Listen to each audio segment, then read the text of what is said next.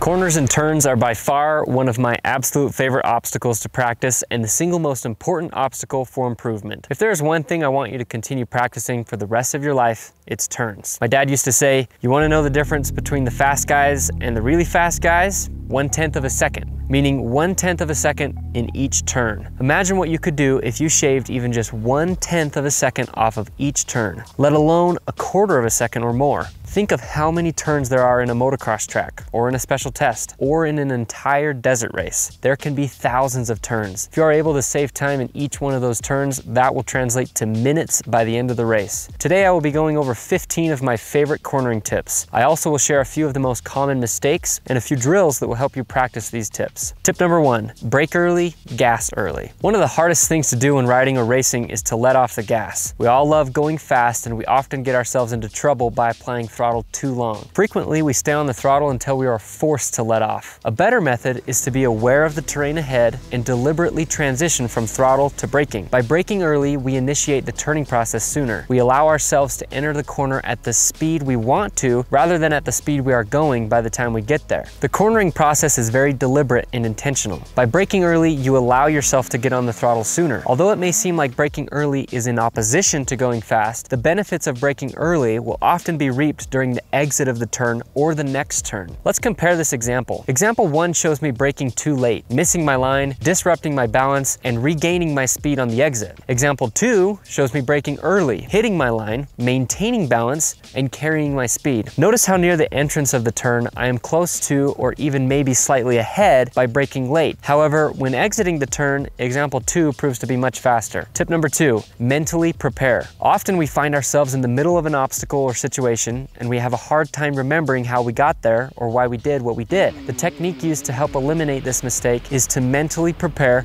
by looking ahead and thinking about the turn before you get there. When riding motocross, you know where the turns are. When racing off-road, you often don't know where the next turn will be. For that reason, it is crucial to be looking ahead and anticipating the upcoming terrain. If you see any sign hinting that there may be a turn ahead, prepare. Also, as we discussed in the previous video about reading terrain, look for patterns in the terrain that may help you anticipate an upcoming turn. Tip number 3, no coasting. There are 3 things you can be doing when riding. Number 1, accelerating. Number 2, braking. And number 3, coasting. Accelerating and braking are both used to go faster. Coasting is time wasted and therefore useless. However, we all do it. Strive to recognize moments in your riding where you are coasting and attempt to eliminate them. A common area where coasting occurs is when entering a turn. Often we let off the gas early and coast for a few feet before we apply the brakes or begin accelerating. Any time spent coasting can be used to either accelerate or brake early. Think of it like this. Accelerating and braking are the meat of riding. Coasting is just flat or fluff. Try and eliminate the fat and get straight to the meat of riding. Tip number 4,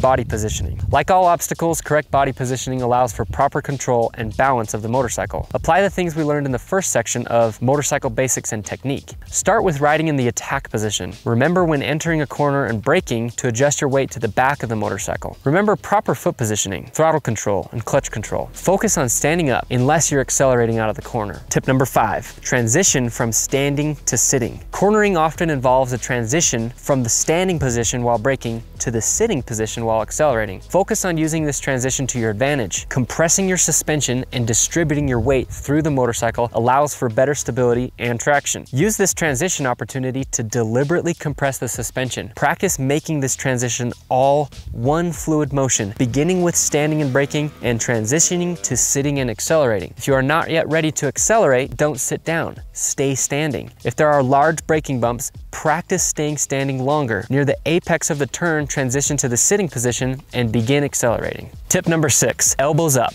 Maintaining your elbows up during all types of terrain is a good practice to have because of the increased ability to absorb terrain and maneuver the motorcycle. However, there are increased benefits while doing so through a turn. Raising your outside elbow tilts your torso, shoulder, and head in the direction of the turn. This will allow you to lean deeper into the turn and avoid causing the bike to stand up. Turning motorcycles involves leaning the bike. Motorcycles don't turn very well by simply turning the handlebars. For that reason, your ability to lean contributes to how successful your turns will be. Practice raising your elbows, particularly your outside elbow. Tip number 7, sit forward on the seat. Similar to the transition from standing to sitting, we want to do all that we can to provide as much downward force on the motorcycle to provide strong stability and traction. Sitting forward on the motorcycle puts more weight on the front end of the motorcycle, allowing for increased traction on the front of the bike. Every rider is different in the amount of thrust they apply towards the front tire or the rear of the motorcycle. Depending on the type of turn, you may need to apply more pressure to the front end or the rear end of the motorcycle. Deep ruts allow you to apply more pressure to the front.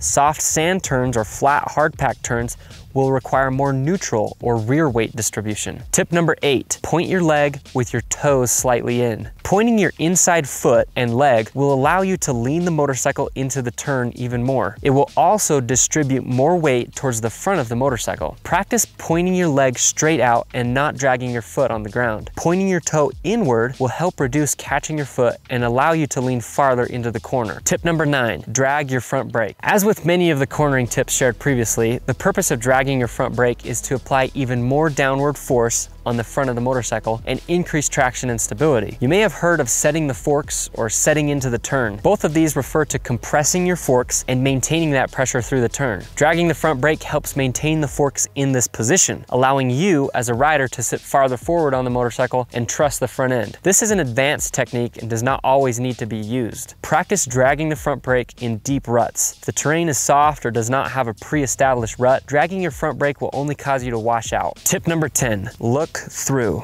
Our front tire often goes where we are looking. For that reason, practice looking through the turn, maintaining your gaze ahead. Looking at the terrain too close to your front tire will cause you to lose balance or stand the bike up. Focus on moving ahead. When preparing for a turn, you should be imagining or thinking about the turn ahead. When braking, focus on hitting your line and transitioning to the sitting or accelerating position. Once here, you should now be looking at the exit of the turn. Tip number 11, smooth throttle. Depending on the compound of the dirt or terrain, the importance of throttle control may vary. However, always being aware of traction can help reduce slide outs and increase acceleration. Often, maintaining smooth throttle control will provide the greatest amount of traction when maneuvering through a rut or corner. Focus on placing your rear tire on the smoothest exit. This will keep the tire planted to the ground and consistently deliver power. Often when trails or tracks get rough, they develop braking and accelerating bumps. A great area to save energy and time is avoiding large braking and accelerating bumps, as well as maintaining smooth throttle control. Tip number 12, lean into the turn. Earlier I mentioned how motorcycles turn by leaning rather than by steering with the handlebars. Your ability to lean into the turn will determine how successful you are at staying in the rut and carrying speed. One of the weaknesses I have recently recognized in my riding is my hesitation to fully commit to a rut or turn. I often find myself resisting the momentum of leaning my torso and upper body when I should actually be giving into this motion by fully committing to the turn. Try to keep your body in line with the angle of the motorcycle. This will allow you to maintain your balance. Notice in example 1 how Caleb Russell leans into the turn, maintaining the same angle with the bike. In example 2, you see how I hesitate to lean my upper body. This causes me to lose balance and compensate by adjusting my legs and arms. All of this combined causes me to lose traction and speed. Tip number 13, prioritize hitting your line. Often when riding, we forget to focus on hitting our lines or being deliberate about braking and accelerating. If you're not being intentional about your movements, you will find that you are riding reactively rather than proactively. The consequences of doing so are often entering a corner with too much speed, missing our line entirely, and using the exit to regain balance and momentum rather than preparing for the next turn. This often leads to us missing our line on the next turn and so on. As you can see, missing your line has compounding effects that often translate through the following 2 or 3 turns. By becoming aware of these consequences, you will prioritize hitting your line even more. In 2015, when Ryan Sipes outright won the entire ISDE in Slovakia, he mentioned one of the most important things he focused on was hitting his lines. Tip number 14, weight your foot pegs. Another tip to provide more downforce to the frame and tires of the motorcycle is to weight the foot pegs while turning. This will usually refer to the outside foot peg, as your inside leg will be be occupied pointing through the turn. This is a great technique to use when navigating slippery, hard-packed turns. By weighting the outside peg, you will apply more force into the wheels, again increasing traction and stability. Tip number 15, arc your turns. One of the easiest and quickest ways to increase your corner speed is to start arcing your turns and taking the fastest line. This technique applies more to flat turns or turns with a slight berm. Although depending on how aggressive your line choice, this can still be applied to turns with ruts. By arcing your turns, I am referring to maximizing the space available and smoothing out the turning process. Often we limit ourselves to the main line or put artificial restrictions on our ability to utilize the full amount of terrain ahead. Let's look at Formula 1 for an example. Examining this turn, we can draw a few different lines representing possible routes through the turn. Notice how both lines stay within the track boundaries. However, the green line is not as tight of a turn,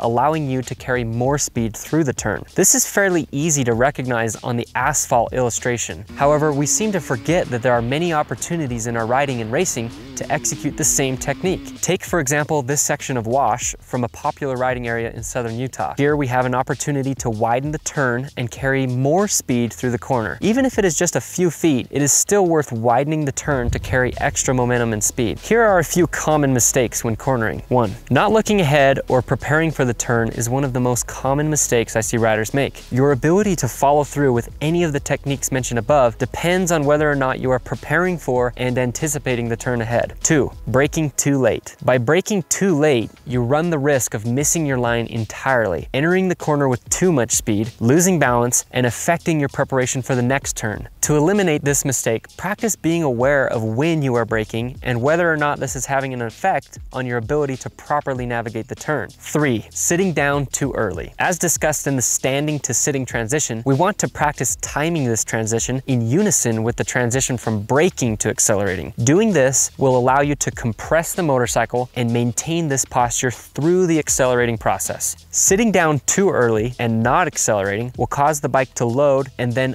unload the suspension. This will often result in the bike standing up, which in turn interrupts the leaning process, which determines whether or not you can even turn. Practice sitting down and beginning to accelerate at the same time. 4. Not arcing your turns. The first step to going through a turn faster is to choose the fastest line. Although you may be practicing some of the other techniques mentioned above, if you aren't taking the fastest line to begin with, you will be missing out on additional speed. Start by being aware of what line you are taking through the turn. Once you become comfortable with recognizing the fastest line, start practicing other techniques to navigate that line as fast as possible. 5. Coasting is one of the most common mistakes we all make. Practice recognizing areas where you are coasting and try to eliminate them by either staying on the throttle longer or initiating the braking process earlier. Here are a few of my favorite drills to practice cornering. 1. Turn tracks are by far one of the best areas to practice turns because the entire track focuses just on turns. A turn track is essentially a small course you can build in an open riding area. I like practicing turn tracks because even with only a few corners, you often find a wide variety of turns on a turn track. Each corner will develop differently and require different skills to practice. Later in the course, we will go over exactly how to build a turn track. However, here are a few quick tips. Make sure you are riding in an open recreational vehicle area. Start by laying out the track. Turn tracks do not have to be long. Rather than sharp 90 and 180-degree turns, focus on making the turns sweeping. This will mimic natural terrain more closely. Also, for real intense practice, make the turn track as awkward as possible, adding off-camber turns, ledges, and unique obstacles. 2. Ovals or figure eights are great opportunities to practice basic techniques